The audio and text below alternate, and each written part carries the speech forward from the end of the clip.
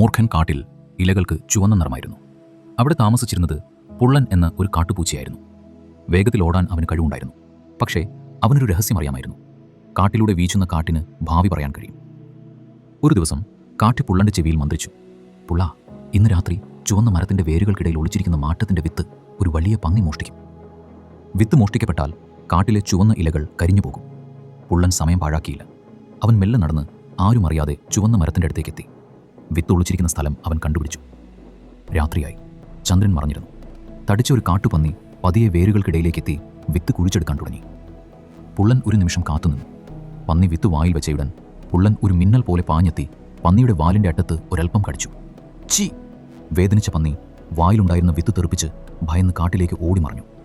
പുള്ളൻ വേഗം വിത്തെടുത്ത് അത് വീണ്ടും ആഴത്തിൽ കുഴിച്ചിട്ടു. പിറ്റേന്ന് രാവിലെ സൂര്യരശ്മി മരങ്ങളിൽ തട്ടിയപ്പോൾ ചുവന്ന ഇലകൾ കൂടുതൽ തിളക്കത്തോടെ പ്രകാശിച്ചു. പുള്ളന്റെ വേഗത മാത്രമല്ല, കാട്ടിന്റെ വാക്കുകൾ കേൾക്കാനുള്ള അവന്റെ കഴിവും കാടിനെ രക്ഷിച്ചു. അന്നു മുതൽ പുള്ളൻ ഓടിയെത്തുന്നത് കാട്ടി മന്ത്രിക്കുന്നിടത്തേക്കാണ്.